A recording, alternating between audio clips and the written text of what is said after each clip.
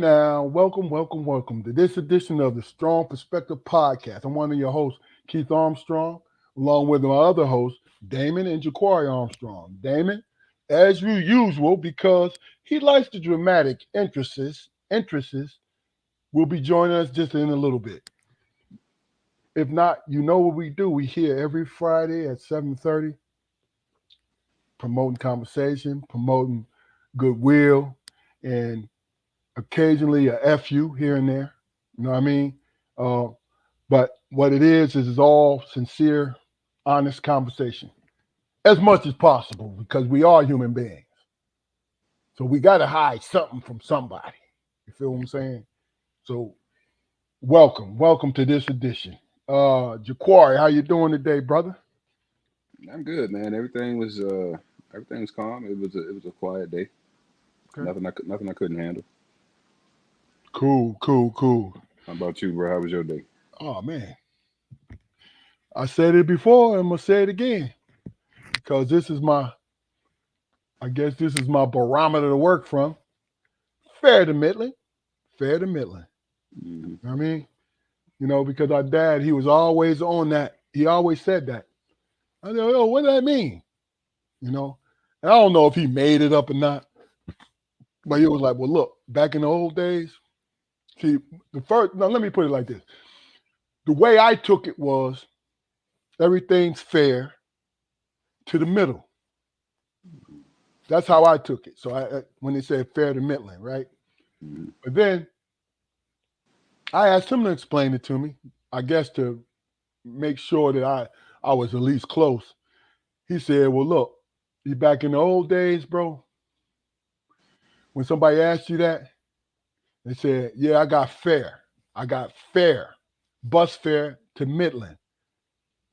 So if I got to get out of this situation, I got bus fare to get to Midland. Oh, so Midland was a place. See, that's the way our dad explained it to me. It was a place. So, and you know how he is. He always spoke the truth, but every once in a while he'll throw a riddle in there just to, Yeah, you know what I'm saying? just I Just mean, trying to go to him for some direct advice, man. Was like come on, man. Like you supposed to tell me what the fuck to do, bro. yeah, yeah, You supposed to, but he never did. He stayed true to that with all three of us apparently. I mean, and we were forced to figure out the positive side yeah. of interactions. Look, pay attention to what I'm doing. Pay attention to what somebody else is doing when it concerns me, and pay attention to the way the world is flowing. Mhm. A lot of times, the majority of times, you can decipher what decision you need to make. It's not always the case, but that's life. Life be life and like that. It's not always the case, but a great deal of the time, if you're able to really and truly pay attention to them things and let them soak into your head, Hmm. you make the best decision you can make. It's just another example of a man keeping his own counsel, man. Yeah, yeah, yeah. Every once in a while, but I always thought every once in a while, he wanted to be smarmy and shit. Yeah, you figure it out. I got it figured out. Yeah, I have no doubt But, that he was. I you have know no. what I'm saying? I mean, but he didn't necessarily have anybody to even put him on the right track. So You're right. You're right. He had Uncle Will. He had Mr. Eccles. But Mr. Eccles was the stepfather. You know what I'm saying? But had Uncle Will. Uncle Will was a hard working man. Had his own everything, and so our dad always followed his example, which I always admire that because he did admire Uncle Will. hmm Now, now, did it stop him from being a wild child? Nope. But but when he was ready to, calm down, I think that was the focal point that he made. You know. I'm gonna tell you what, man. All the stories he ever told about Uncle Will, the first time I was a little bitty boy when the first time I officially like was around him. I'd known him for my whole life. But Uncle Will wasn't never there on the place. He wouldn't be around me. He ain't caught no little kids. I understand that. But when he did start to connect to me, you know, the look that was on Pop's face was just he was amazed by it. He was amazed by it. I mean, he was as frugal as Uncle Will was. When he was raising Pop. We was sitting out in the yard, and we was shooting a 22 rifle, Mm-hmm. and by the time I knew it, I had shot off half the box of shells. On the way back to Grandma's house, Pop was talking to me. He was like, "I ain't never seen that before. Mm. Never seen that before. You sitting down there talking to him and everything, and he letting you waste his shells and shit and all that." And I'm like, yeah, I'm like, man, that's the Uncle Will you knew ain't no nothing like the man I just spent time. I love that man. Not saying that Pop didn't, Yeah, but like, dang, shit, I come out here and live with Uncle Will. you're right. You're right. I think men are hard. They are hard on their, especially in our generation. I'm gonna say because I think we're kind of the last of that, where we're hard on our sons, Mm. and I'm talking about having that expectation, not hard on them physically, but them having understanding our expectation of what we want from them, whether they reject it or not. We understand, like my sons understand I have an expectation of them, Mm. and I teach them how to achieve that expectation. I let them know. I talk to them. You know, I don't spare the ride, especially if they deserve it. You feel what I'm saying? And it's funny when I hear parents who are really and truly mean well. I'm not gonna beat my child, right? And it depends on the child's character whether or not they respond to it or not. Whether they respond to corporal punishment, whether they respond to being put in a timeout. It's the child's character, and how you form the child's character is, to me, 1 through 5, ages 1 through 5. But if you consider, man, the evolution of parenting as we know it. Mm. I mean, the role of father to son has changed, so much throughout out the freaking millennium, man. That it's not the same today as it was, you know, 50 years ago. In the sense that a lot of dads didn't have a PlayStation to sit around and play, play with Yeah, their sons on, and use that time to connect with their sons. They probably they take them out into the woods or doggone Boy Scouts or doggone something like that. But yeah. one-on-one time, and I'm talking about even shit as far as athletics or whatever, man. I mean, a lot of people's dads is their hardest coaches. And they're supposed to be. You know why? This my and really just my personal opinion.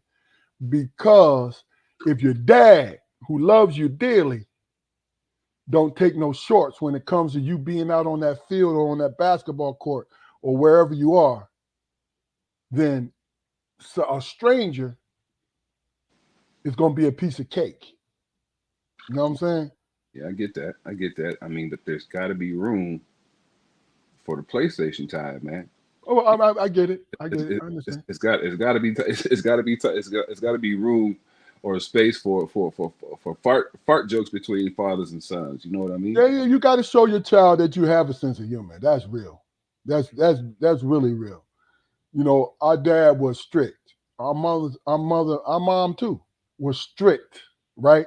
Hmm. But we know they were funny because they showed the humorous side. They showed that they could be funny. We heard them laugh. You know what I'm saying? See, I've always thought that was important. But another thing that I'm thinking about is the danger portion of it, where you and our generation, because our father had to worry about us walking out the door with the specter of Caucasianism. You understand what I'm saying? Because Caucasians were getting away with brutality in our lifetime, Mhm. brutality against black men and black women. They would get away with it enough that it was a concern because, and I think it's with you too, Jaquari, where we used to say, I'm going to celebrate when I become 21 because there ain't no guarantee me getting there. The You whole remember that?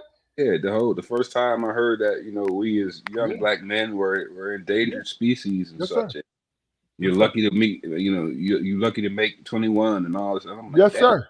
damn, like for real, this is what I got to look forward to. You know what's so sad about it? It was a reality.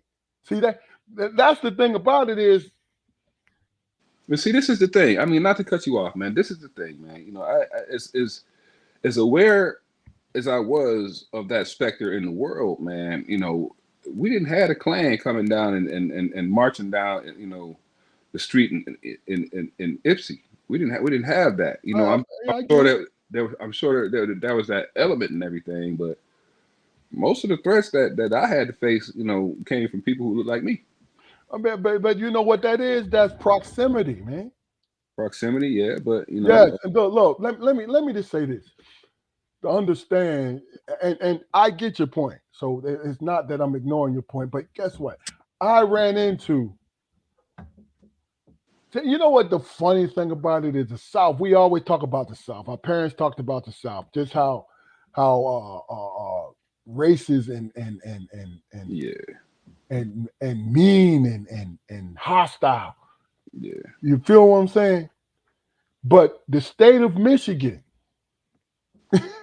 Mhm. You know how many when I the moved when I state of moved to Raleigh, Michigan. when I Come moved to on, man. Raleigh, when I moved to Raleigh, you know how many country boys down there had to check because they told me that me growing up in Michigan, oh, that's soft. You from up north. I'm like, whatever. No, man. No, I tell you what, motherfucker, no. stand in front of me. Let me tell you something. Stand in front of me, and The, I show you how soft I am because there, I'm there, forbidden. there were good human beings that were white, but Yeah, we ran into human beings that were white that were evil as shit. yeah. And I used to say Hey, these to these guys all the time. I said, bro, I get it. I'm not comparing the different regions, but understand you have never lived in the state of Michigan. never, You, never. you know, Because the aggression, the aggression is different. right there, The right there. aggression is different. I That mean, magical word, aggression, Jaquan. yeah, up top, in Michigan, like I said, they wasn't wearing hoods Nope. or freaking jack boots or Doc Martens or anything like that. Shit, they was regular people, and in some cases, man, I don't know how controversial this is going to be, but in a lot of cases, liberalism is just as bad as racism. You want? Oh, okay. Let's do this. Damon, how the hell are you, brother? What's Hey going on, man, bro? I apologize for being late, my brothers. Man, I got caught up. Then you know how my equipment be playing me, man. So I apologize to both of y'all, man. And what's going? Seem like y'all in a deep conversation, man. No, it's not deep, man. We just talking, man. Really, really and truly, we just talking about, you know, the white folks in Michigan and the white folks down here in the South. No, I'm just kidding. But the point, the human part of our generation, because you and Jaquari are, I am what they call I was the last year of the baby boomers, right? You and Jaquari were members of Generation X. I don't believe in that shit, but just to piece it out, that's what they consider the three of us, right?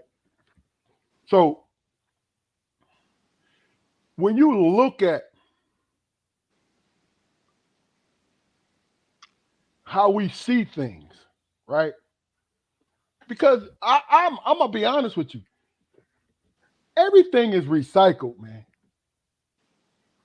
Now we don't go way back into the Civil War days or anything like that, But when it comes to Jim Crow, electronically, we are experiencing Jim Crow in our entertainment and everything else, right? Is it stopping us from moving ahead? No, it's not. But what it is we see it, and the people that's portraying it, the people that's portraying it are not afraid to show it. You feel what I'm saying? Now you talked about liberals, man. Let me tell you something. Honestly, I'm gonna give you a scenario. Then, Damon, I want you to comment on this. It's a simple thing. Would you want like now you're a grown ass man, so you shouldn't depend on whatever anybody's opinion of you, right? Would you want somebody to look at you like, yo, you don't make money for me. I'm not gonna give you any money. And I'm only gonna pay attention to you when you make money. Then on the opposing side, you're not gonna make no money because you were born with this pigmentation on you, and it's my community's opinion and obligation is to save you from us because we are superior. Now, those two things. First of all, Damon, tell me what you think. Which one would you choose, if any? And then tell me where you think they are.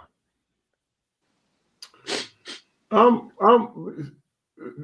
as far as personal experience, man. Yeah, I went to a liberal college, man. You know what I'm saying? Catholic school, and they were universal. They were in the Second Vatican and all that stuff. So they were all trying to figure out how to interact with the world instead of being isolated and this religion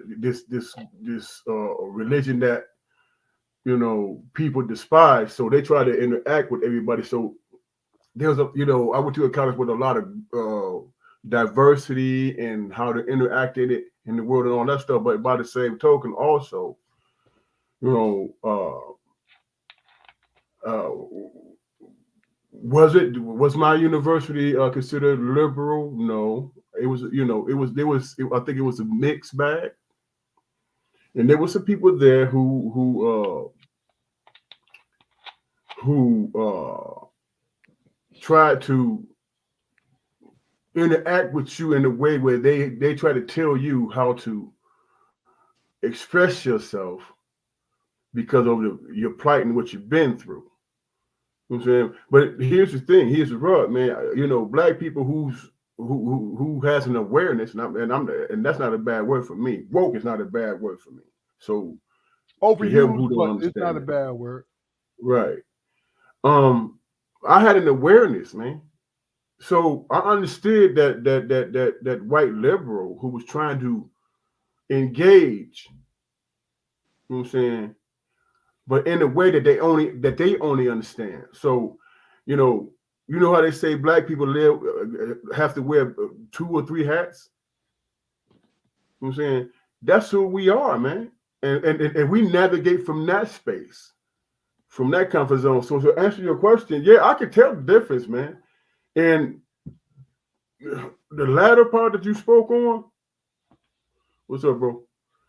The latter part that you spoke on, bro, that is something, don't placate me because I can recognize, whether or not I feel like I'm being played. That might not be your intention, but I feel like it, and you don't have the wherewithal or awareness to know or understand that that's the space you're trying to put me in. So I'm always coming from that space where I have to figure out where I fit in and where I can grow from. I understand what Jacoy is saying, man. Um, yes, surprisingly, so we as black men, man, we have real, true conservative values. which has absolutely nothing to do with skin color. Might be some bigotry in there. You know what I'm saying? A little sexism. Yeah, those things exist. So are any of us, you know what I'm saying? Are any of us righteous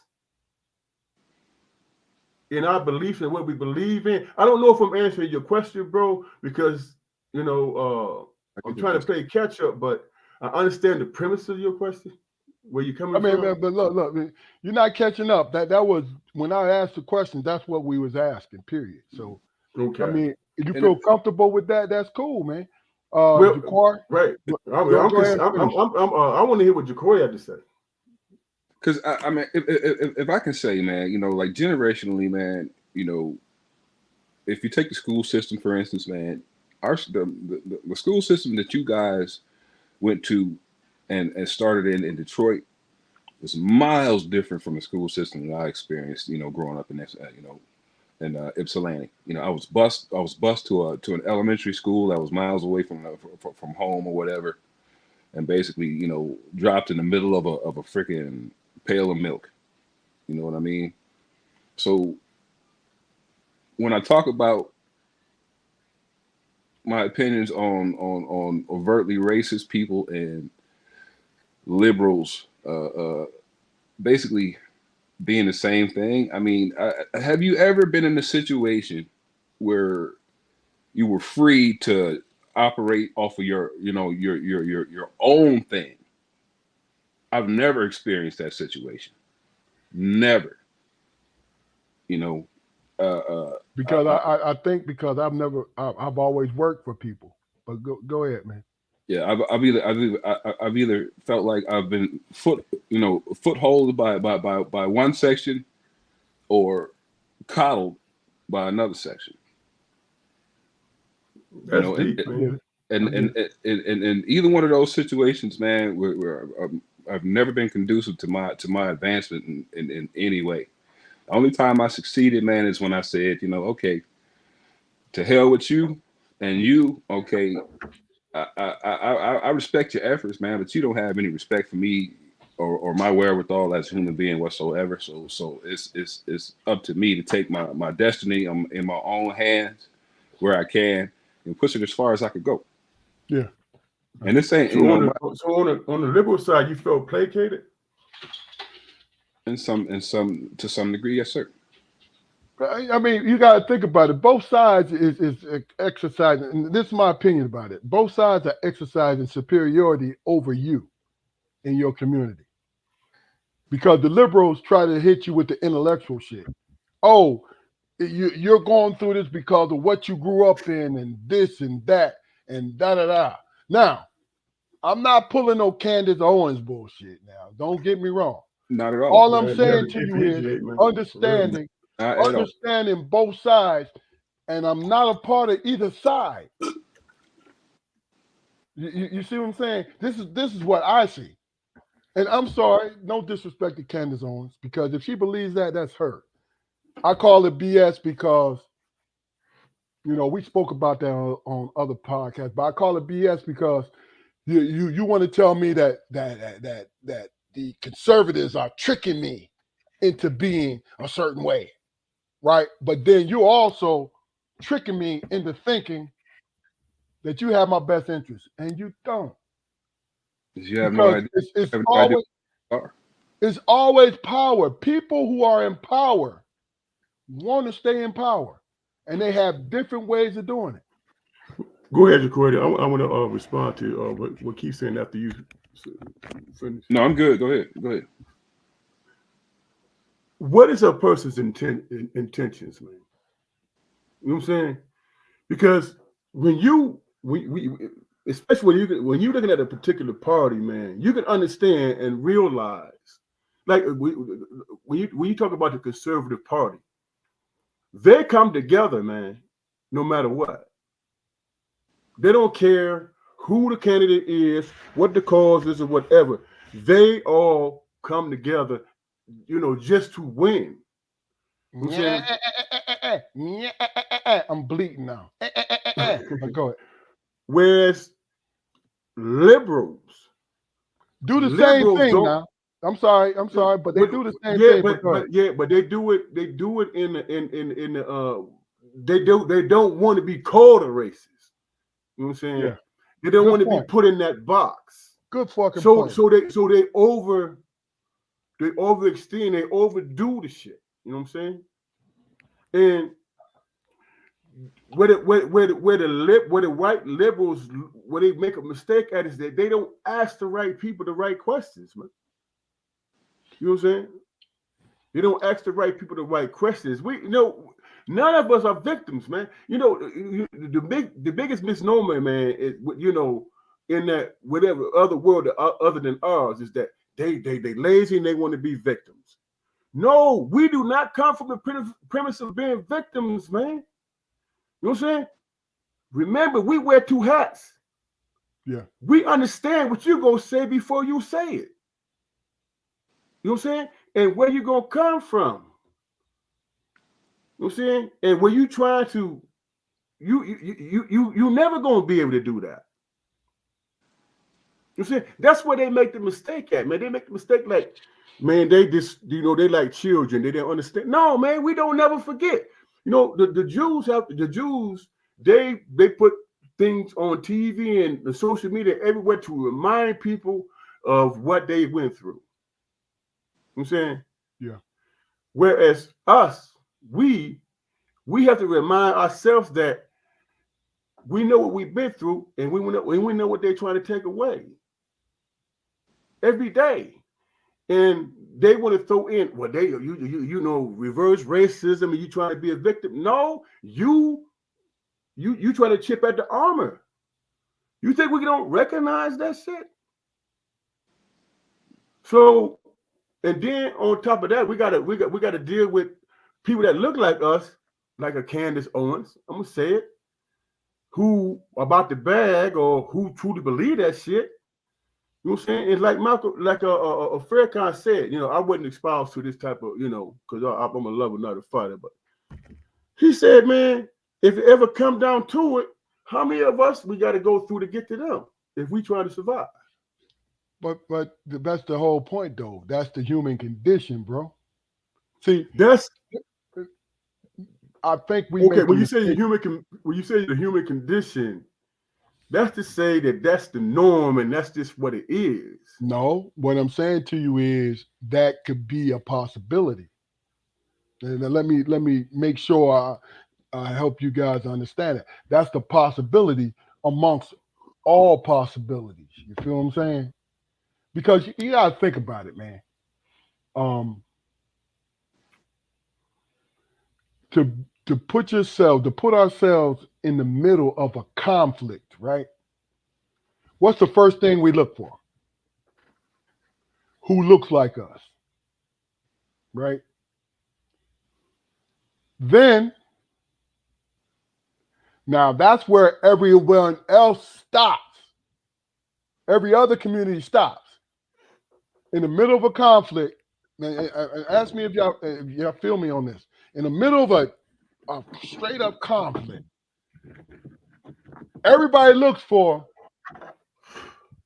who looks like them to make a determination whether or not who they're gonna side with, right? Black folks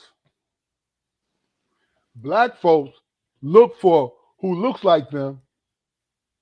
Then, because of our humanity, we look for other things, and also lack of confidence. We look for other things to convince ourselves to go with people that look like us. That's Now, not. this is something that I'm throwing out there. Yeah, You know what I but mean? Because there's many things to it. that's not Go ahead, necessarily. Jaquar. That's not necessarily conflict, man. Hell, that's the first day. That's your first day in first grade. Everybody's tribal, right? Yes, this is why I said it for both y'all. You say tribal, Damon. Jaquar, you say, look, that's the logical sense, right? But in my opinion, in my 59 years of living, We look for the extra shit before we commit to each other. Everybody else don't give a shit about the other stuff as long as I'm with this person that looks like me. Our tribalism has checks and balances that we, for some reason, we throw in, right? Everybody You do else what? got that one check.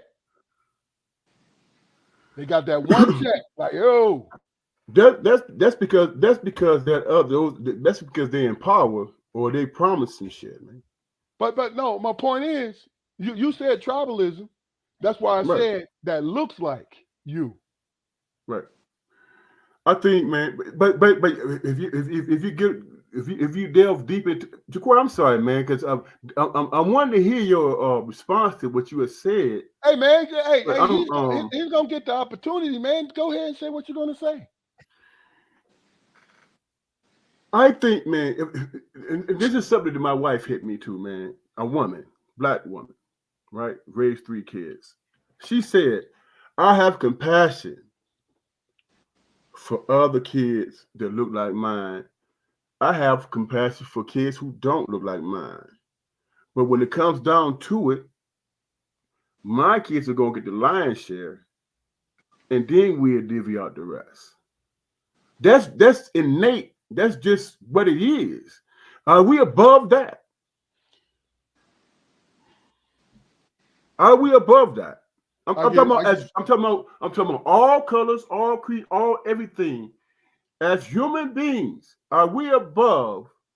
I mean, can a mother okay, yeah, say, your question. I'm gonna put my kids on hold and I'm gonna feed these people before my No, kids get it baby. because I want to make it fair. You make sure your kids get fed right along with everybody else. When it comes to black community, that's how we do it. But hold on, you're absolutely right, Jaquari. I did cut you off. Did you have something to follow up with before we go into Damon? Because Damon, that's taking us to a direction that we need to cover. But I want to make sure that Jaquari cool with it. Yeah, I'm cool. I can't even remember what my last statement was, brother. God You damn talked it, about man! liberalism. You and Ganja, we gotta find Hey man, Ganja and slap him across the wrist. Damn it! yeah, I mean, and it's been, and I have to, yeah, because I got to work, but it's been years, It's been years. and I try to tell my boys all the time, man. You Been know, years. I'm talking I about forget shit to the what 16? You were 16? Yeah, I get it. my young 20s or whatever. But I tell my boys all the time because that's all they talk about is popping pills and smoking reefer and shit. I'm like, man, look, okay, the pills, the pills is bad. Oh, well, weed is natural. Okay, well, weed is the reason why I can't remember that you asked me for a fucking tube of toothpaste this morning, and it's 2 o'clock in the afternoon. Preach, I'll sir. sm- Preach. I smoke away. I smoke. And Jaquari is joking, but go ahead, Yeah. Jaquari.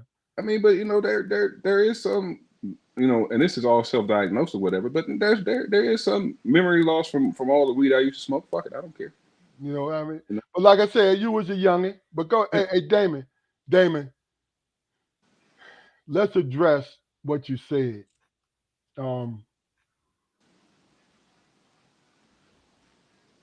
My response to it is real quick. Is our community is the only community that maybe we'll give our children slightly more, but if we have a bunch of children, we will make sure that all the children were fed. I've done that 1,000 times myself. I mean, Me too. you can't be at an event with my child, That's real.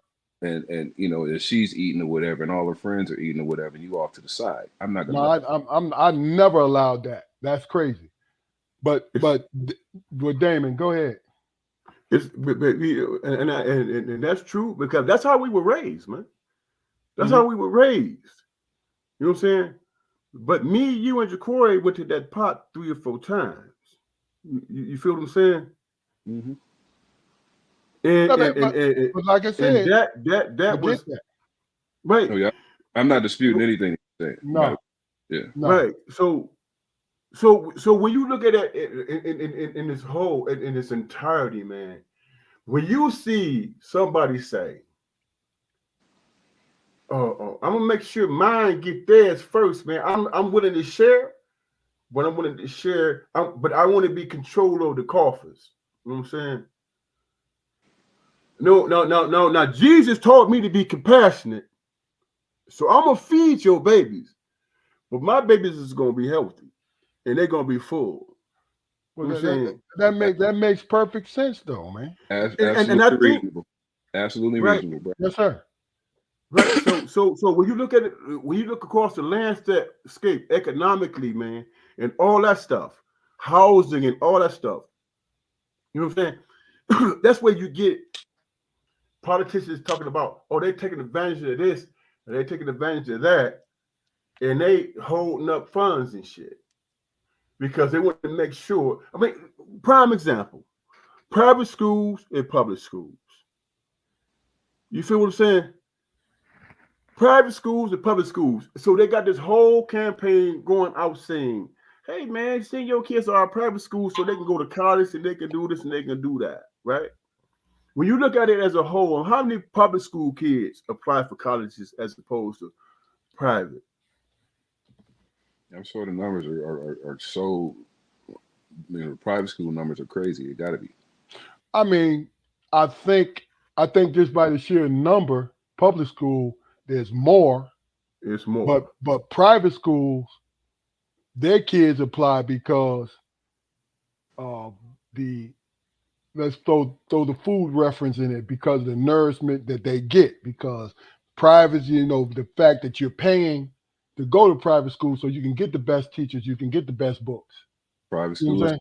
yeah, private schools have deeper connections to universities and Exactly. higher places of learning.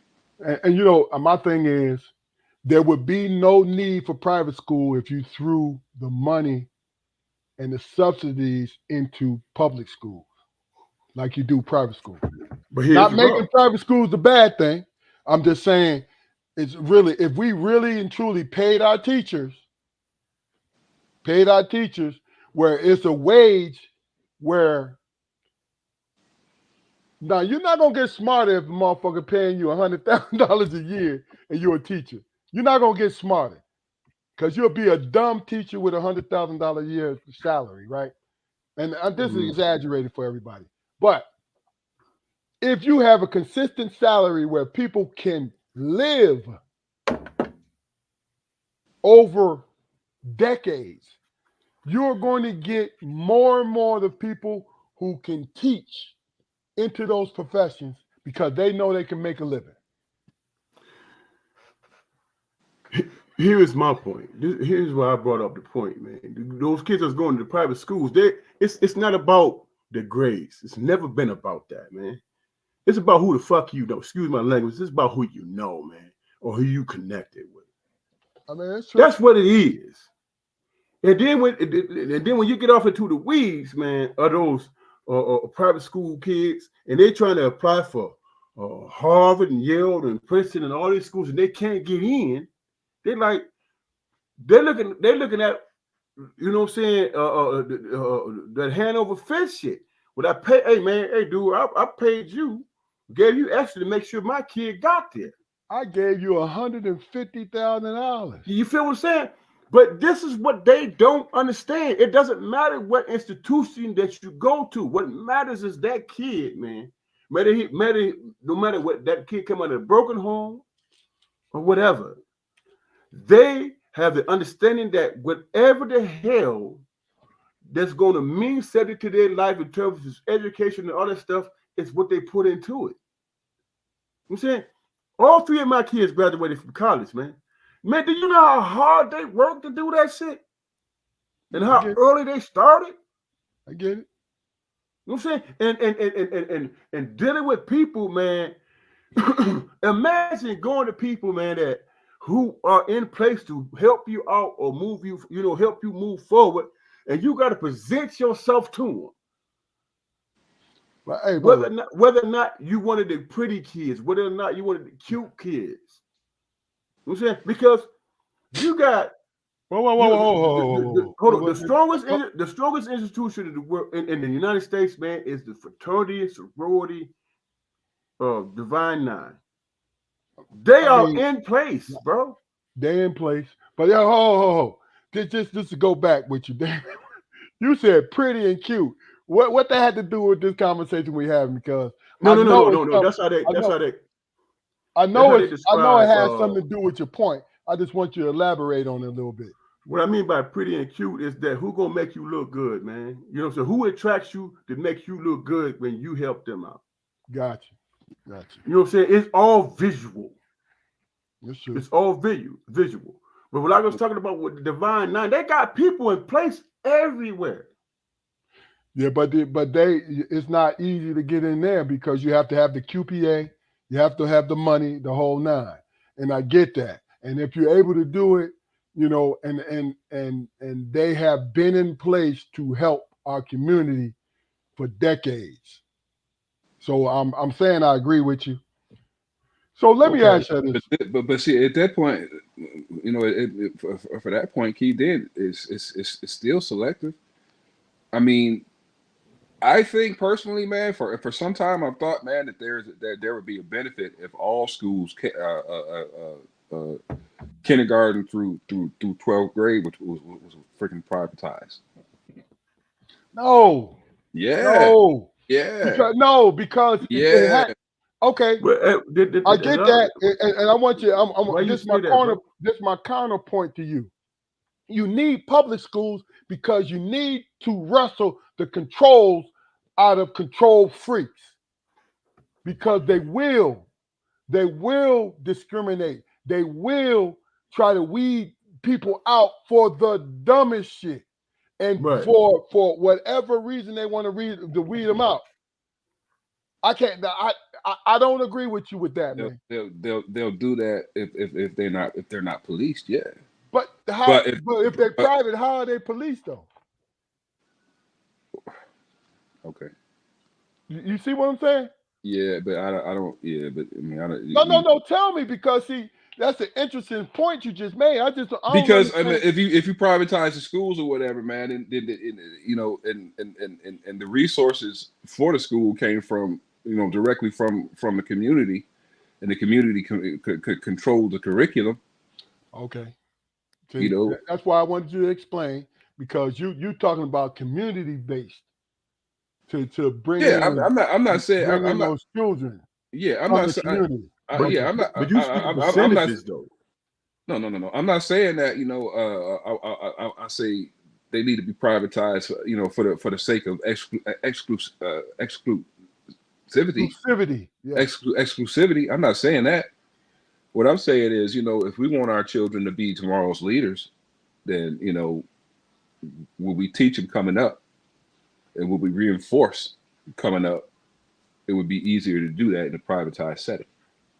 Yeah, I get it. A lot of I get the theology to it though. I do, a lot but of things I just don't agree. a lot of things they're learning, man, a lot of things they're learning in school nowadays, man, has no practical use in the world, man. But did it ever? No. Okay. What do you mean by that, man? You said no use. What do you mean by that? How far did you get in math? In math, Mm-hmm. not very far. I'm not even gonna hold you up on that. College? Not very far. I don't know. Yeah. College, Yeah. college, yeah, absolutely. Yeah, You know what I'm saying? but outside of college, you know, I'll say college algebra, for instance. There's never been an instance in my life that I've ever fucking used college algebra, and I'm not saying that there's no use for it. What I'm saying is, you know, had I've been in a setting where, you know, my skills were sharpened and guided to something that I was, you know, a little more comfortable with, then I would probably be a little more successful. I mean, you know, since when did having a well-rounded education, air quotes, well-rounded education, you know, contribute to anybody's success? Everything has always been I'll say it again. Everything has always been specialized. Always. That's the truth. But a lot of times, I mean, education is to put a delay. This is what old man told me. It put a delay on the workforce. First of all, but in the meantime, it works in the sense that education reinforces the character that you are. It So you mean reinforces to tell who you me? are as a person. So you mean to tell? And that's a very true statement, bro. You're right. So when I'm asking both of you brothers, man, you mean to tell me what you majored in college? You know what I'm saying? You actually, there's very few people who actually work in the field that they majored in, man. Why is that? That's because that's because first of all, the people, man, that's you look at Wall Street and all that stuff. These people, they're all about finances, business, all that stuff. It's very difficult. You know what I'm saying? You have to be very skilled in that and have a great understanding of it. But when it comes to humanity, man, life that people live and all that stuff, you know what I'm saying? When you look across the spectrum, man, if you have a liberal arts understanding of the world and humanities, you can get any job you want to. But specifically, can you be an engineer? No. Can you be, No. a financier or whatever? You can't be those. But And in terms of people in those fields, not to cut you off, but people in those fields start early, man. I think a lot of it has to do with the fact that uh, in college you have an idea of where you're going to, but your training is on the job. The real training, the real education is on the job education. But when it comes to, say, you brought up engineering, engineering gives you proficient in math or expert status in math. Engineering puts you in the position for business. It gives you an idea about everything. okay. But really, it's on the job training But how early does that that? makes you into that actual engineer. But how early does that desire begin? How It soon? does college. You don't. You don't. No. That's No. No. when No. it No. No. that's You when it don't. starts, bro. That's when How it many? How starts. in your personal life? How many doctors do you know in your personal life? Okay, I I know, know a few. I know I that's I quite a know few. Yeah, I know a few. yeah. And guess what? They always wanted to be doctors. And when they were children, is when they started. Is when they started to make that dream come true. I mean, I have I've nothing. never. I've I never. don't oppose that, but go ahead. I've never known a doctor, man, who went into college as a freshman and didn't know that they didn't want to be, didn't know that they wanted to Because be a doctor. because they wanted to help people. They wanted to do certain But things. can I ask both of y'all a question, man? Why do we uphold a position like a doctor who's always at the end of what a human being or a person is going through? Why is that valued more than anything, man? When you go to the doctor, when you go to the doctor, you going to the doctor to overcome something, to deal with a Yeah, certain situation. yeah. You know what I'm saying, but there are And occupations, man, that help you, that can But but help but, you. but that, you know what that is though. To answer your question, What's my question, bro? your first of all, your question is why do we hold them on a pedestal yeah, when it's obvious why we hold them on a pedestal because people might feel and this is just I'm speaking in general. People might feel this man saved my life. This woman saved my life because it helped me through this ailment. So this is why doctors are held on a pedestal in a roundabout way. This is my opinion. well, in my opinion, doctors, lawyers, law enforcement are held to a higher standard and higher regard because they take oaths.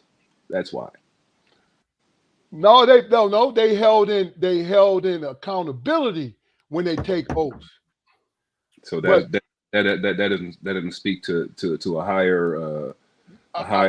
no, let me put it like this: that is a check to hold them, so they won't say, "Hey, I tried." Well, everybody, You everybody know what I'm gonna saying? go. Ain't gonna be. They ain't gonna hold up to that standard, bro. They Of not. course. I You mean, know what I'm saying? I understand, but yeah. This is what I'm saying. This is what I'm saying. You know, when you speak in terms of statistics and stuff like that, man. You know, you got black women, man. And I'm speaking in terms of the medical field.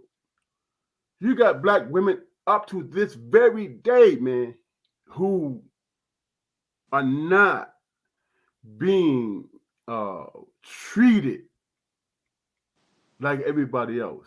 They're not. You can look at the statistics and see that shit because they are looked at as different. You know what I'm saying? So my point is this: I do not hold them in esteem or high regard because they are biased and they don't know how the hell to look at a motherfucking human being. They just don't. But And Damon, hold on, Keith. The statistics say that shit. but Damon, I don't know. So, Did so we as did far we as a say? doctor, I'm not going to be like enamored by them motherfuckers because they're too biased. Are we? I mean, were we speaking on holding them into some kind of self esteem or anything like that? Because I agree with what you're saying, but we were just talking about just the educational part of it. That's all. I'm talking You know what I mean? about. I think I said at the beginning. I think I said who people hold these people in high regard when they what I'm saying don't actually put in the work to be in that position, man. They don't. You know what I'm saying? Man, my daughter, man. I mean, I'm not even gonna put her business out there. I'm saying in my own personal experience, I know black women do not get the same shit that everybody else do. They just don't. And I've seen that for myself. So when I think about a doctor or whatever, I can't give them love like that. I So can't let because me let, because let, because because their mentality is not conducive to our my wife, daughter, auntie, whoever's situation. It's not conducive, man. They think different when it comes to so us. so that being said, I understand your point and everything, and I respect it. Don't get me wrong, but when I mention privatizing schools or whatever, you seem to give a little pushback. If schools are No, Keith private, gave pushback. I never I said gave anything I, about I privatizing. gave you pushback. oh, I okay, didn't say okay, anything. my bad. Yeah. I apologize. Um, but let me just say this. Really and truly, and let's tie this in the bow. Is why I'm even bringing it up. When it comes to education, when I said that on the job training is a little more important than the actual education, it doesn't override the fact that these children and us went to school to do these things, to learn this craft, to get an idea. Because what college does for us, unless you become a scientist, but what college does for us is to give us an idea into the field that we go into. You see what I'm saying? So let me ask you guys this. Why are the Ivy League schools such as Princeton, Harvard, Yale held in high regard?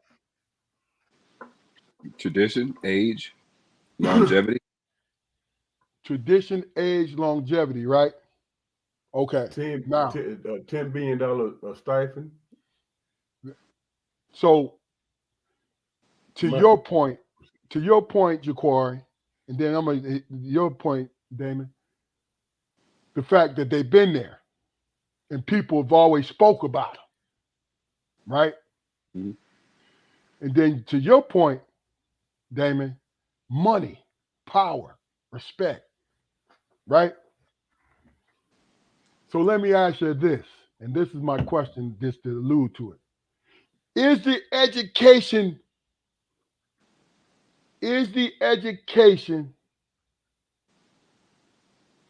different from, say, a Big Ten school, Pac-10, ACC school, in which they have great medical institutions in the ACC, different things like that. Is it different from the Harvard education, or is it because the Harvard and the Ivy League names carry the most weight? I think the difference lies in the fact that old traditional Ivy League schools, man, they're more into research and technology, and the schools in the ACC and those schools, they're about teaching. But the majority of the medical schools can be in it. No, kinda. It's in the ACC. Well, yeah, I But understand. and don't quote me on that. But my point is this is my point more than anything. How much are we giving them credit for word of mouth? I don't understand the question. Word of mouth meaning the name Harvard. If you had remember the thing that used to go around saying, if you had a damn fucking you had a degree in gym fucking physical ed in Harvard, you can get a job on Wall Street because of the Harvard name. I think. Can I answer the question? You can. Go ahead, Jacob. And I just all right. Let me answer your question with a question. If Pop was still alive, what do you think he would rather drive, a Cadillac or a Lexus? I'm gonna give you my answer. I think he would rather drive a Cadillac because Cadillac is established. I Cadillac think is he would rather drive a Ford, but Cadillac, I can like. That's a good the thing substitute. about it is he knew Cadillac, even though it had the bells and whistles, just the three of us know, even though it has the bells and whistles, it's always a reputation of doing what? You see what I'm saying? It's not, I'm not disagreeing with you. I'm saying to you is, if you think in a practical manner. You're not disagreeing, but you're not answering my question. Right. I mean, no.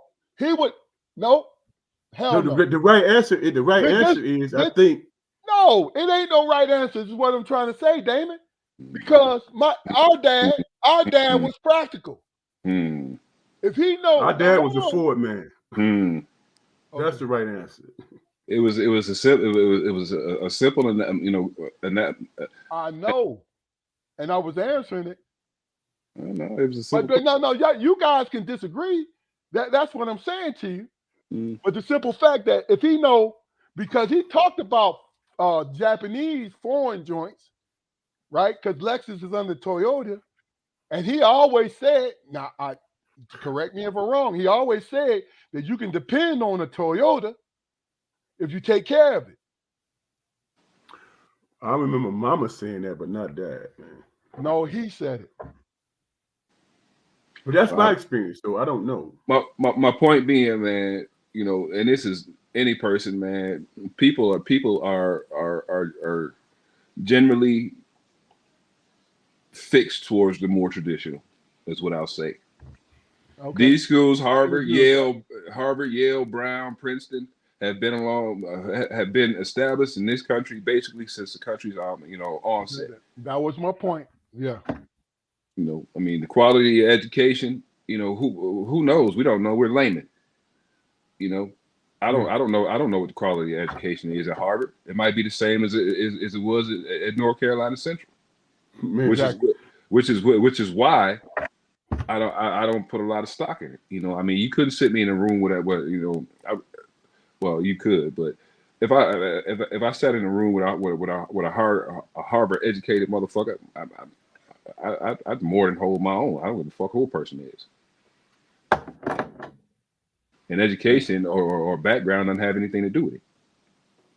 But to me, my point even bringing it up because those grads always rely on the name.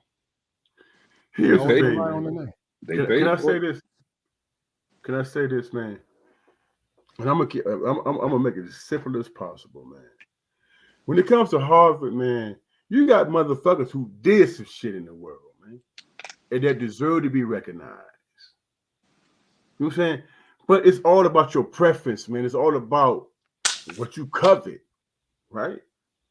It's just like Michael Jordan is Harvard and Princeton, and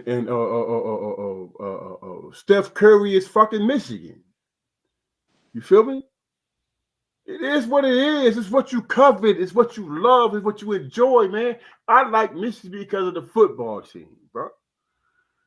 You think I'm gonna fuck with Harvard because of the football team? No.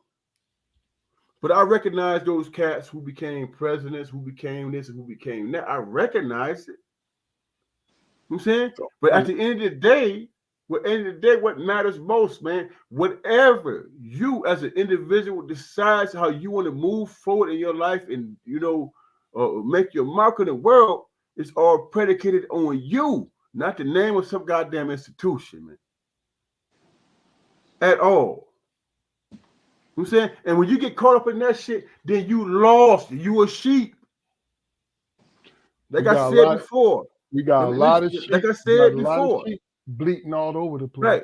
Like I said before. Howard, Princeton, Yale, that's Michael Jordan. But Steph Curry is Michigan. Is Steph Curry a beast motherfucker? Is he one of the best motherfuckers that ever came through the NBA?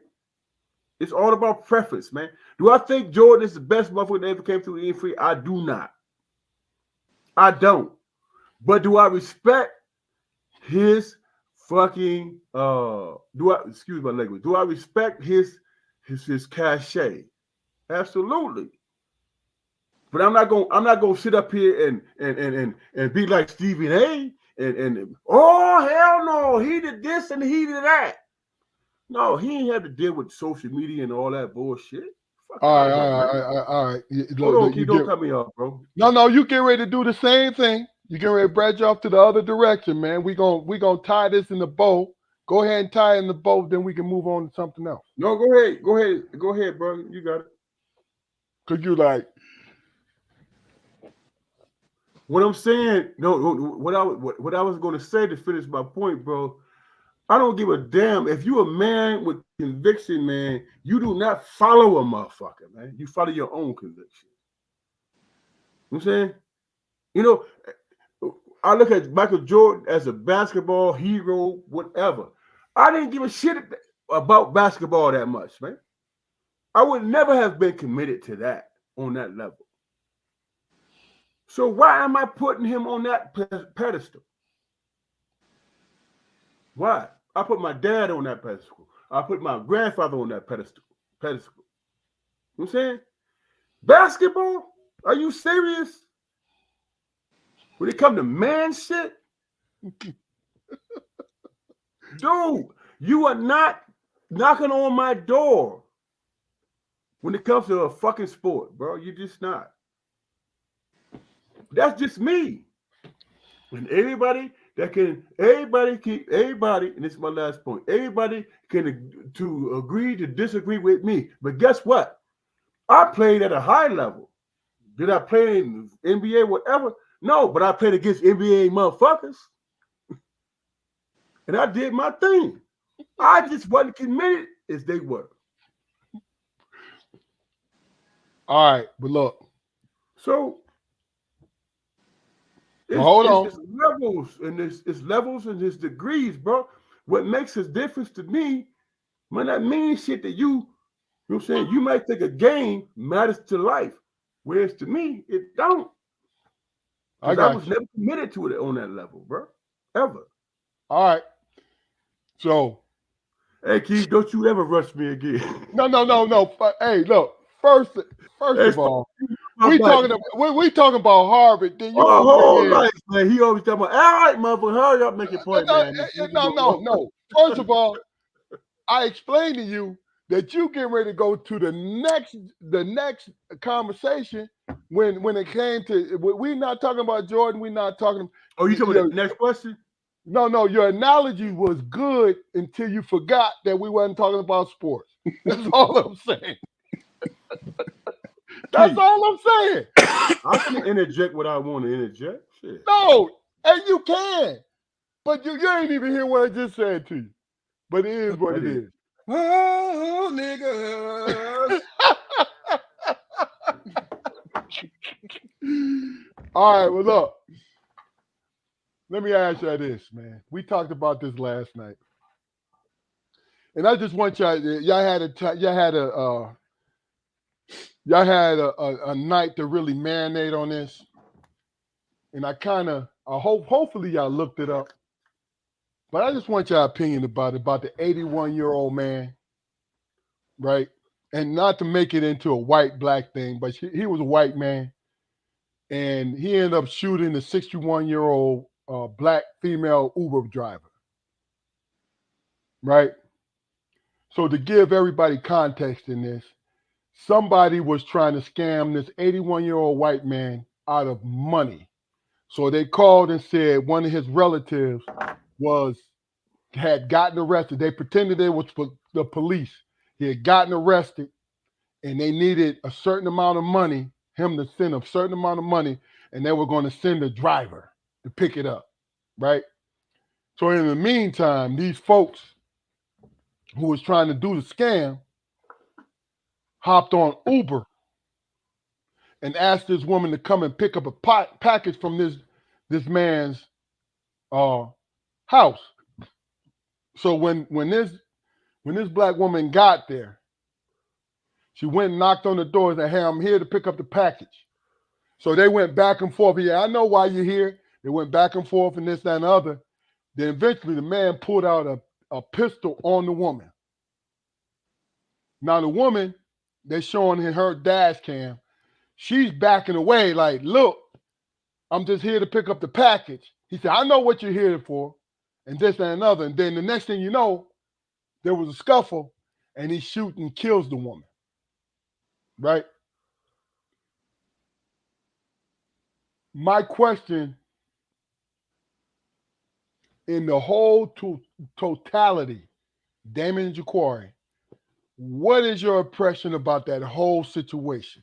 And we'll start with you, Damon. My impression was, man, that man was 81, 82 years old. He was feeble. He was being challenged. He was being pressed. He was, you know what I'm saying? His mindset, man, was, man, somebody in my family is being threatened and they trying to extort money and all that shit. And the only thing that he was thinking about was these people are coming to my house. And who showed up? A black person. You know what I'm saying? And that exacerbated it for him. And he responded in kind, man. That's what happened. Okay. And that speaks to which people have to recognize is that when you see a black person, you see a threat. Whether they're a woman or a man, you see it. Which in your mindset and your mentality, based on the bullshit, you poured a damn gun. And he was willing to go the whole 9 yards. You know what I'm saying? I don't know what's going to happen in that situation, but as a man, don't matter the color, I'm not going to put no gun on no woman. You understand what I'm saying? Because I know I can control the situation. I can control the scenario. Now, if I'm old and feeble, I'm going to keep my distance or not answer the goddamn door. You know what I'm saying? It all comes down to the individual person and their mentality of what is going on, what is a real threat or what's not. And that's how it is for me. And that opens up a whole cachet of, you know what I'm saying? How do you see a person? You know what I'm saying? Are you thinking in rational terms? Are you really threatened or whatever? You don't shoot no 60-something-year-old woman, man, who just trying to pick up a goddamn package. You know what I'm saying? You have to think rational. You have to have some accountability, man. You know what I'm saying? And then you can get off into the nuances of Well, you know what? If it was a white woman who was 60 something years old showed up without a pulled a damn gun, you have to ask yourself that, man. People have to be responsible for their shit, their actions. Okay. For me, man, it brings two things to mind. Number one, I did not know that Uber provided freaking package pickup and delivery service. I didn't know that. And number two, this man was 81 years old, and they told him that a relative of his got arrested and he needed to bail him out. I mean, now when you think about it, and on a grander scale, hell, if he had kids, his daughter would be 60 something years old. So who the hell is he bailing? Who the hell is he bailing out? So Gotcha. that makes me ask the question: why the fuck did he answer the door? Because he had to know it was bullshit. Now I'm in the frame of mind, Damon, that you know he probably would have popped whoever came to the door. Here's that. That's true. I mean, he's 81 years old, and that's an entirely different generation. I mean, Yeah, but that's the Jim Crow generation right there. right. That Here's the that's caveat, bro. that's wait. That's the mob mentality, vigilante justice generation right there. Right. And you know what? Some people might feel like they can justify those actions, but the woman was leaving, bro. I'm not trying to justify it. I'm just No, I'm not saying that you are. I'm just saying he, in his mind, because of his, what he was dealing with in the situation. You know what I'm saying, if you feeling threatened, if you look at anybody in the real sense of time, brother, you go through that experience and that person is leaving and you still shoot them. Come on, bro. That's what I'm saying. That's bigotry, man. That's what it is. You know what I'm saying? He saw that woman because because he was put in that position where he had to defend himself or whatever. He saw a black person and he responded in kind, bro. Whereas if it was me and a woman showed up, I'm like, man, get the fuck out of here. I'm not giving you shit. That's my response. Whereas he saw the black woman, he say, "Oh, okay, it's a real threat here. It's a real threat here." You know what I'm saying? Why is that? Coupled with the understanding that the woman was trying to leave and he shot her. You know what I'm saying?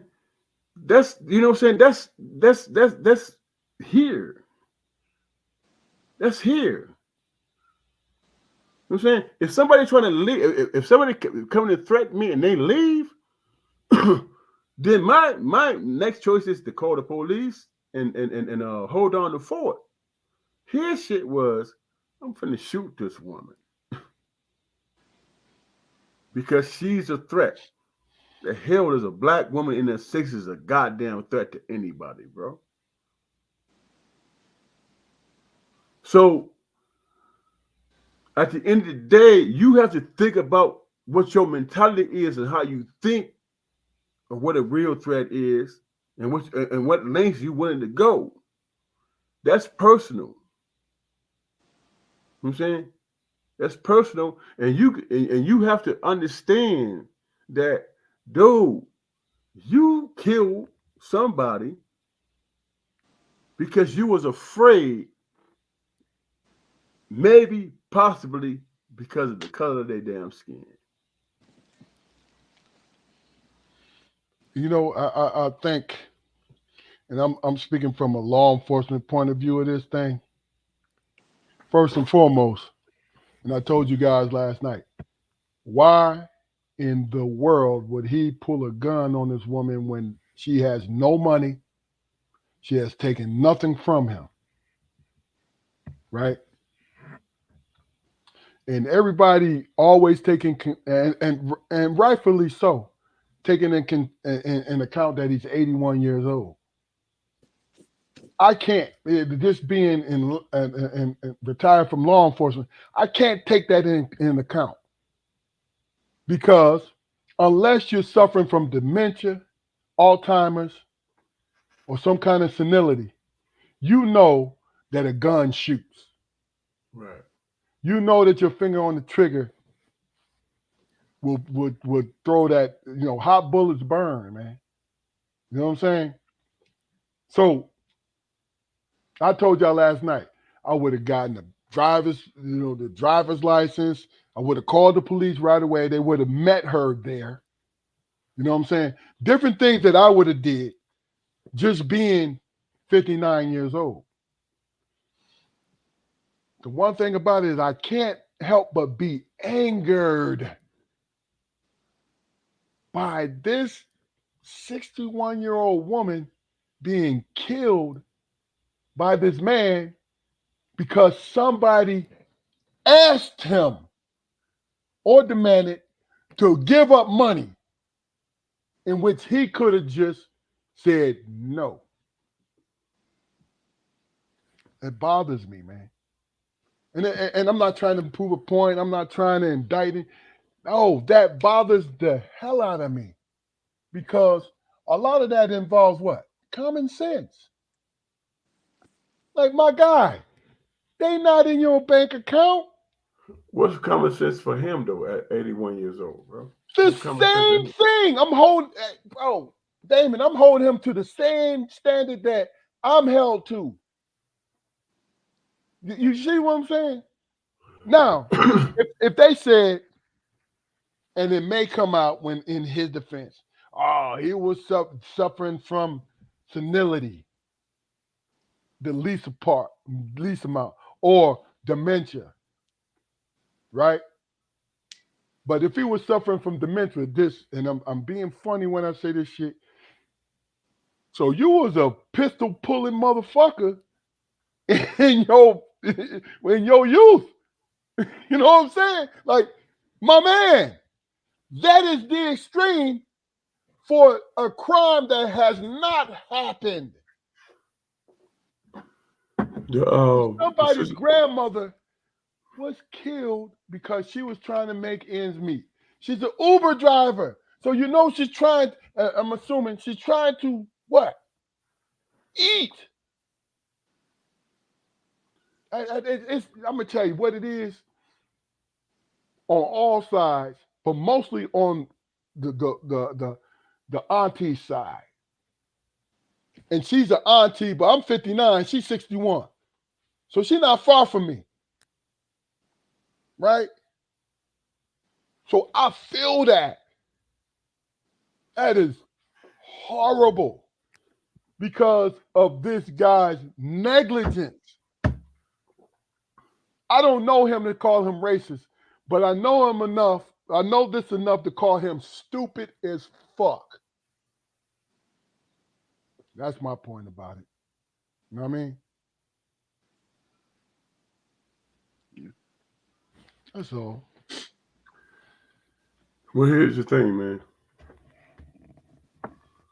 Do I come to a can I come to a conclusion, man, that this man who went through the whole processes that we went through, and this person showed up, and he would have that fucking bigoted understanding that these people trying to extort me because of the color of the woman's skin. I can see him coming to that conclusion based on his age, 81 years old. And that's a problem, man. That's a problem. We can't justify his actions. We can't justify any of that shit. But most people would try. Most people would try. Wait. She showed up and she said, I came to pick up a package. And, because of the color of her skin, he basically said she a part of the goddamn situation. And the onus falls on him. Whether he get indicted and convicted of it, who's to say? Most likely he won't. But what needs to be understood, which has nothing to do with the opposite side, the black side, it has nothing to do with, is that he saw color before he saw that she was a woman, and he didn't care. He just felt the threat And you because he know, saw what he saw. And I'm just speculating. I don't know the yeah, facts of it. and the way it's read is she was trying to get away, and he shot her in the leg first. Right. And that's where you could make an argument You because she was lost me, trying to motherfucker. After leave that the bullshit. situation and he felt compelled. How the hell if you in a threatening situation, just on GP, you in a threatening situation, man, and somebody put a gun on you and you walk away and they still shoot your goddamn ass, you know what I'm saying? That that runs deeper. It runs deeper.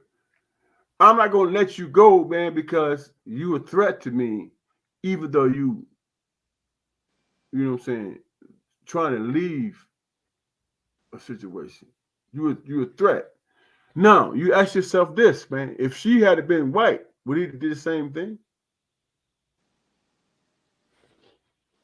I don't know. I don't know. I don't know. Yeah, but I don't know either. But can you assume that she would have never lost her life? He get I believe so. and you're absolutely right that we can assume that and jump to that conclusion because just the way this world is, you know. People have to deal with that shit. We have to deal with the fact that this man put a gun on a fucking woman who was walking just as gingerly as he was. And that was the craziest part, man. You know what I'm saying? So if you ask yourself in terms of threat, right? Was it because of the color of the skin, or because of she was being demonstrative in her speech, and she was being aggressive in her actions? Was she either one of those, being demonstrative in her speech or aggressive in her action? No, the fuck she wasn't. She was trying to go. Yeah. So, you know what I'm saying? If you all about truth and honesty and justice, you see the shit for what it is. And his old ass need to go to fucking jail. Period. All right. Is that gonna be the case? I seriously doubt it. Well, I'm optimistic, man. Fuck it. He Yeah. shot her when she was leaving. She got out you know what I'm saying? She got with him and boxed this motherfucker. And he shot her two more times.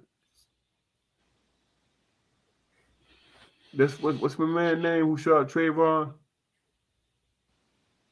Same situation, same scenario. All right. We go this last question of the day, just for just I wanted I think either Jaquari or Damon, you brought it up yesterday, this question, which is a good question.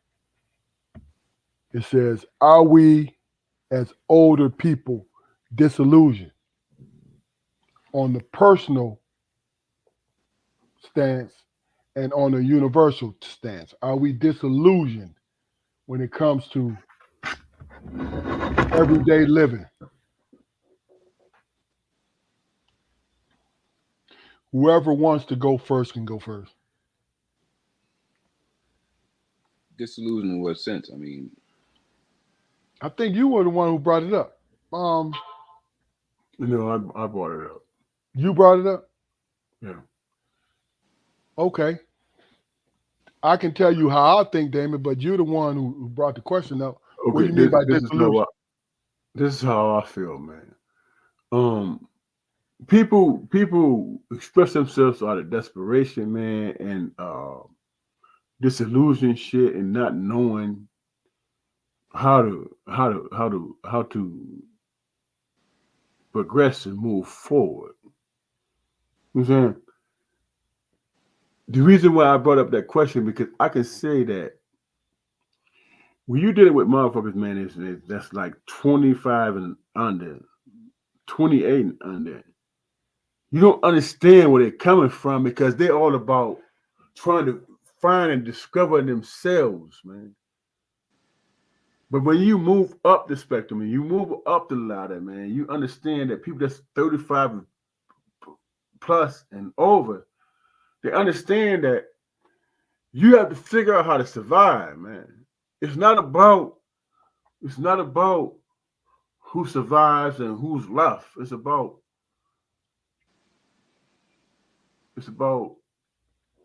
living life and understanding your mistakes, man. We don't give ourselves a chance, man, to understand how to be people vesting or fucking uh ignorant, man. We just angry. When do you think about your in terms of yourself, man? Think about, man, when you stopped dealing with situations in terms of anger and understand that you need to figure out how to be your best self and survive and be an example. All three of us know and understand because of our own personal experiences that we did not know shit until we got into our mid 30s, man. And then we buckled down and tried to make the shit happen. And then you got people out there who did foul shit, who going through shit or whatever. They're trying to figure out how to be that person, man, who matters, man, who made a difference. Because when you look at the world, bro, man, everybody that we admire, that we think are heroes, man, wanted the fucking legacy, bro. They wanted a Hold on, legacy. hold on, not to cut you off, man, but I'm still kind of cloudy on on the specific question. What disillusioned with what? Older people like us, man, it's like looking at young people and be like, man, what the fuck is they doing, bro? This shit don't even make any sense. Candace Owens, and I hate to, dump on her. I hope that sister, man, finds a pathway in life, man, to be okay and relevant. You know what I'm saying? But you look at how she lived her life and what she did, and she did that was it for the bag or she just on some mental shit? I don't know. But we can point to her and say, that's how not to be. Got You feel what I'm saying? Can you imagine being that person, bro? And that's coupled with our own personal mistakes, man, and the people that we hurt and disappointed. That actually happens in everybody's life, bro. We are not angels. We make our mistakes. We are not Jesus. You know what I'm saying? We make our mistakes and we want to be forgiven at some point in our lives. We just do. And we want people to recognize the fact that we are a better human being. And that comes with our trials, tribulations, and maturation processes, bro. And everybody have to go through that experience. And the ones who ignore, then that's they shit. And they are unreachable. And let's not get it fucking confused, brother. There are some cats that's unreachable, bro. But the majority of us wants people to understand the standard that the standard of understanding that we can be better. Because being better is not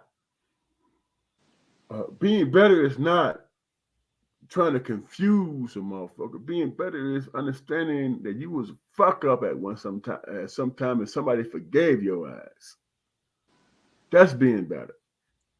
So I'm gonna say, man, I don't think we as older people are disillusioned, man. I think between the ages of 18 and 28, there's disillusion there because they're trying to figure out how we got to the point that we are. Right. That education comes, you know, usually after from 29 to 50. You Gotcha. know, the disillusion on our part comes, man, when we try to verbalize the steps it takes to get to this point. I don't think it's possible to do that. I mean, you can, but holding somebody's attention long enough, to get them to listen with understanding, man, is not easy. It's a difficult process, man. You speaking personally from your job experience and stuff? Job experience, life experience, period. I mean, I've seen young folks, men, young women, man, who, you know, I'm quite sure, with hell 45 minute conversation, if I couldn't solve the issue, man, I could put them on the right road. But getting those 45 minutes, man, it's like pulling teeth. You know, Yeah, but are you trying to? Are you? Yeah, but are you trying to be a savior, or are you trying to get a person to understand that, we have our peaks and valleys, man, and we fall sometimes. Yeah. If it's one thing I learned when I was 18 to 28, man, is the fact that I can't save nobody. I can't save nobody, man. But if I have useful information to impart, then I would be a piece of shit if I didn't impart that information. you know, That speaks to your character, though, right? If you but felt it's always compelled to be it's It's on, always somebody's character, bro. yeah, it's on, right, on. if you feel compelled to speak to that, man, that means that you are not judging the people that's not listening. Of course. You know what I'm saying, Yeah. you I just mean, but want to be even that, heard, right? no, no, no, I, not even I, that, I, I not mean, not in not even, terms of not even that, man. My character development has come from people either listening or ignoring. My character was developed in the middle of that. Though those are older peoples and peers, right? Yeah, But the younger folks, I think it's more of a different approach in the sense that you have to have patience, but also you got to speak it because in my opinion, our responsibility is to plant the seeds if it's not our children. Because with us and our children, we plant the seeds and we sow the seeds the majority of the time. But when it's people outside of us, we the best we can do is plant the seeds. That's just my. I'm just throwing it out there. This is not a counterpoint. This is throwing it out there like just throwing it out there to see. that's a true statement, bro. That's a true statement. You plant the seeds, man, in terms of being honest with your misgivings and your understanding of how to move forward, predicated on what type of man you want to be in life, man. You know what I'm saying? You know, the one thing that a man can't do is be like another man. You have to understand who you are, and in understanding who you are, you have to trust that that's your mission in life, and that somebody's going to recognize that, bro.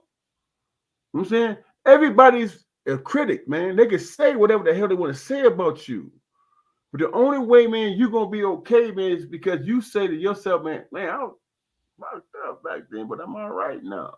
And I'm speaking in these terms. Everybody ain't gonna get it, bro. That's real. But what everybody can't do is speak to your experience, bro. That's flat out what the deal is. Money ain't everybody's God. Pimping ain't everybody's God. None of that shit. What's everybody's God is being, I can't say that because that's personal. But what I can say is if I take a stance on something, I'm guided. You know what I'm saying? And I'm giving up myself in doing that. And I have the understanding that everybody's not going to agree with it. And it's not my fight to fight the people that don't agree with it. It's me putting that out there and saying this is my truth. That makes You know sense. what I'm saying? This is my truth. And if it don't work for you, your ass, because you ain't making the effort, your ass is not gonna make me feel bad because I speak my truth. That's what it is. Either that's your flavor of the month or it ain't. No But doubt. but I'm not gonna be.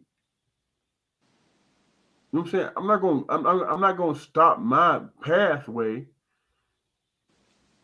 through my experience because your ass decide that you want to be clever in your bullshit. I love dealing with a clever motherfucker who think they know what they know. And crazy about it. The crazy part about it, brother, a motherfucker that do know is not finna argue they point. They gonna argue what the hell come out your fucking mouth. I got you. I got You feel what I'm saying? you. Yeah. Because I don't have to prove shit to you, but I'm gonna question the shit that come out your mouth, No doubt. and I'm All gonna right. let you decide how to move forward with your shit because you don't affect mine at all. All And right. that's all I Look. got to say. Um, this is Strong Perspective Podcast. I don't think I said this. Go to our YouTube channel, like, share, and subscribe. Share us with the world. Share us with the world. And the only way you can do that with us is either you take this episode and send it to somebody that you're close to that you know is going to affect, or like and share our episode and our YouTube channel. Like, share, and subscribe, man. Hop on it. All right. True that. And when it comes to closing, hey, I'm gonna repeat this all the time. Our shit is the shit. So the bottom line is this. Any last words, Damon Jaquari, as we get off of here? Make sure you go like, share, and subscribe to Strong Perspective Podcast because there's some heat in every episode. If you do, go do this. Share with us because this thing is gaining a lot of momentum. A lot. Any last words, Jaquari and Damon? Hey man, thank you for your time, man. It's been a good show. As always, good job, Keith. Good job, Damon. I look forward to the next time. My last word is anybody that want to commit to us and all that shit, y'all need to understand something. These are the conversations that we have with each other all the time, our whole damn life. This is what we always done. We are. Um, we do pay attention. We do have an opinion about shit. And if you want to challenge it on that shit, then do it. Ain't nobody afraid of that. Absolutely. No doubt. You know what I'm saying? Bring it. All right. My last words is Babaluchi Mangani.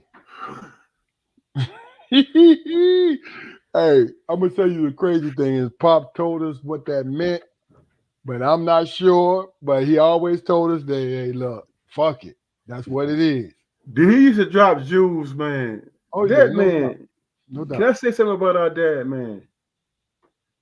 Our dad was that person, man, who experienced life and it was dropped, like he said, dropped jewels, man, to give a person, like he told me, he said, man, son, you got a mind, think, man. You know what I'm saying? He didn't tell you how to. Yeah. He didn't tell you how to think. He Would you said, say hey, motherfucker, think. use that motherfucker? All right, well, look, this is Strong Perspective Podcast. We 2 years strong, and we doing our thing. You understand? We are doing our thing. And what you guys do, go like, share, and subscribe. and make Wow. sure Hey man.